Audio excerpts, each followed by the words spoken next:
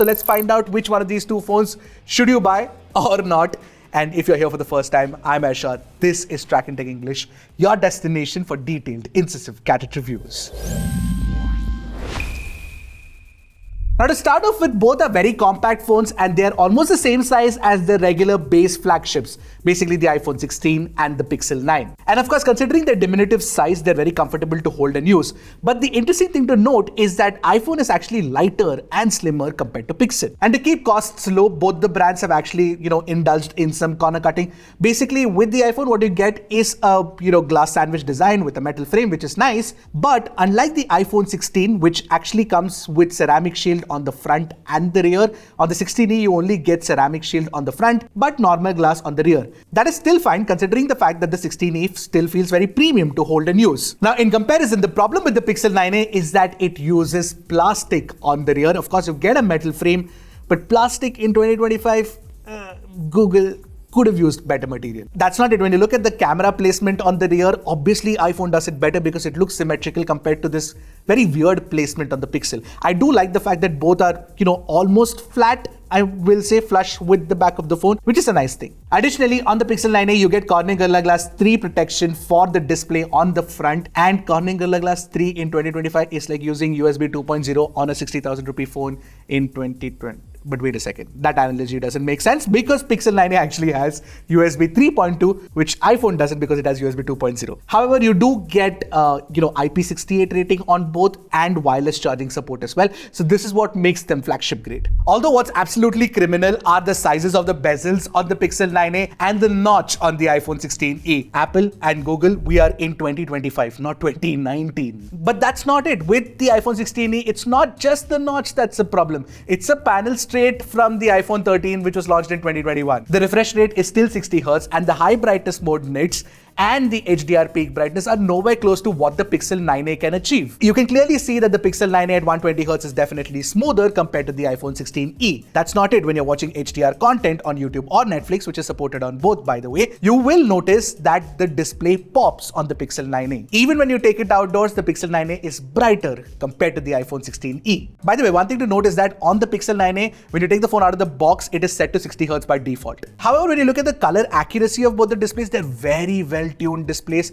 and it's very difficult to tell the difference in colors between the two. Now, one more advantage of the Pixel 9a is the fact that since it's an Android phone, you do get support for high-res Bluetooth codecs like LDAC. Apple obviously doesn't give you that with the 16e. And with respect to the speakers, I'm happy to report that both are proper flagship grade speakers. So what you get is a very rich sound with a good amount of bass as well. But when we compared the two, we felt like the 16e was slightly louder and slightly better in terms of sound quality with the speakers.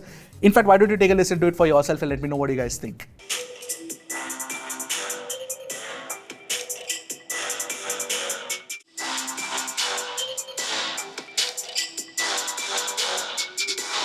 Now you also do get very good haptic feedback, like flagship grade haptic feedback on both. But with Pixel Experience and Pixel UI, you actually do have a better implementation of the haptic feedback compared to Apple. And yes, finally, with the Pixel, you do get an in-display fingerprint scanner. It's an optical in-display fingerprint scanner and it's very fast to unlock, no problem there. With Apple, of course, you get Face ID. Now with the Pixel 9a, what you get is the 8256GB variant as the only variant that's available. And it's LPDDR5X RAM type and UFS 3.1 storage. In comparison, the iPhone 16e has 8GB of RAM and 128GB of storage, and 8GB of RAM actually enables Apple Intelligence, which I'll talk about in a bit. As for the chipsets, with the Pixel 9a, you get the same Tensor G4 that's available on the Pixel 9 series, and with the iPhone 16e, you get the same A18 but with 1 GPU core less, which is also available on the iPhone 16 series. That said, A18 is infinitely superior compared to the Tensor G4. It beats it in every single benchmark and in general everyday performance as well. In Geekbench, single core and multi-core scores,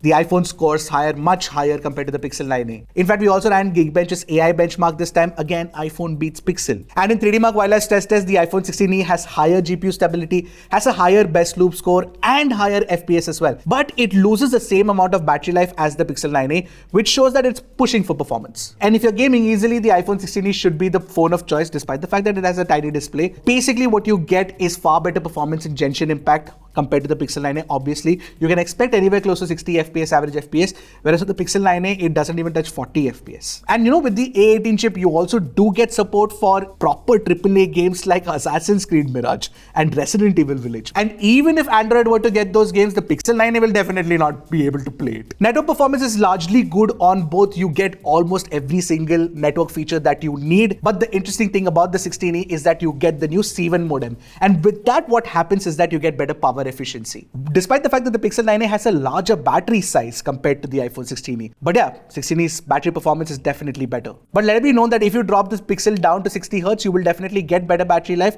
So it could match up to the iPhone 16e as well. The Pixel battery life is also very good. Charging speeds are terrible on both. You guys know it. I don't even have to mention it. But if you still want to wait to see which one charges up faster, the iPhone 16e will charge up faster. Now, with respect to cameras, the Pixel 9a definitely has an advantage in terms of the hardware because it comes with a dual camera setup on the rear as opposed to the single camera on the iPhone 16e. Yes, Apple thinks it's absolutely fine to ship a phone with a single camera in 2025. Anyway, camera hardware is one part of the equation. Let's take a look at the samples. Now, comparing the primary cameras, the iPhone 16e captures more details and sharper textures when you look at the 100% crop. And that's mainly because you get a 24 megapixel output on the iPhone compared to Pixel's 12 megapixels. The same is true for the 2x in-sensor crops thanks to the Fusion camera tech on the 16e. And even at 4x and 8x, we feel like the iPhone 16e actually takes better looking shots compared to the Pixel. With respect to color reproduction, we felt like the Pixel 9a was actually better than the 16e. While both get the orange color wrong, the Pixel gets the pink color of the packet right here. The other thing is with the 16e, you do not get photographic styles, which is available in the 16 series otherwise, which is a bit of a bummer because with photographic styles, at least you could change the colors according to what you wanted. Now in HDR samples, you can see that the Pixel controls highlights slightly better, but it kind of crushes the shadows completely. Overall, I kind of prefer iPhone's HDR tuning. When you shoot people against the light, you can see that both are doing fairly well here and there is no bloom around the face, so both are good. Also considering the fact that Google has a proper ultra-wide angle camera, it gets an immediate win obviously. And the ultra-wide angle camera actually performs well, whether you're shooting photos in daylight or low light. Obviously, we would have preferred a 48 megapixel ultra-wide, but a 13MP is also not too bad. Skin tones are definitely close to neutral on the iPhone. I've had some problem with Pixel skin tones in the past and that continues with the 9a as well. That reddish skin issue continues.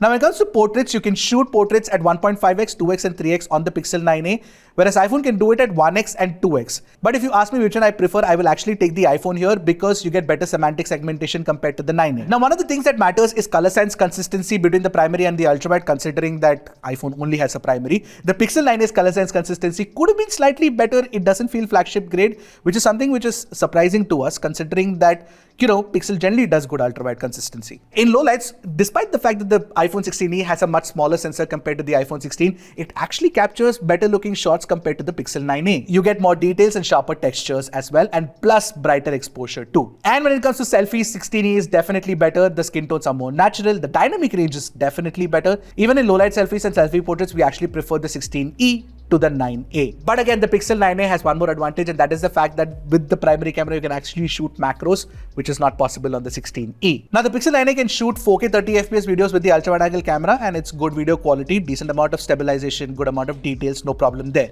Now, both the phones, of course, can shoot 4K 60fps videos with the primary camera. The iPhone's video is slightly better in terms of details in daylight and low light, and I also prefer iPhone's audio quality over Pixel.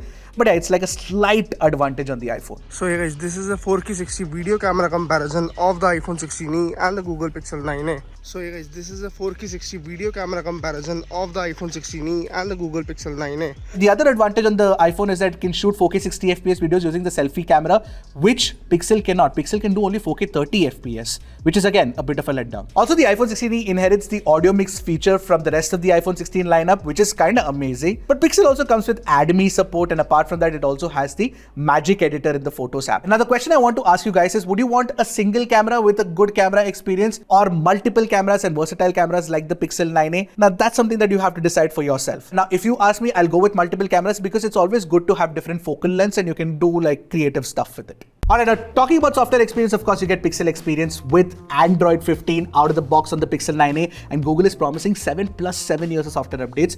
With iPhone, you generally get about 6 to 7 years of updates as well, and it's running iOS 18 out of the box. And the experience is very premium on both the phones. I didn't notice any bugs as such. With the iOS 18 update that is running, the stable update that's running on the 16e, we were actually happy that there was very few bugs to contend with, because with the iPhone 16 Pro Max that I'm using, there are too many bugs. And when it comes to AI features, you do get many of the AI features that are available in the iPhone 16 and the Pixel 9. On the 16e, you get support for writing tools, you get enhanced Siri, ChatGPT integration, cleanup in Photos app, image playground, and smart replies in the Mail app, and a lot more. I think every single AI feature that's available on the iPhone 16 or the 16 Pro seems to be available on the iPhone 16e. Fun fact, you can even use visual intelligence. Even if this phone doesn't have a camera button, you can just reassign that to the action button. And the Pixel 9a also gets most of the AI features that you can think of. Basically what you get is Add Me, Pixel Studio, Circle to Search, Gemini of course, and Magic Eraser.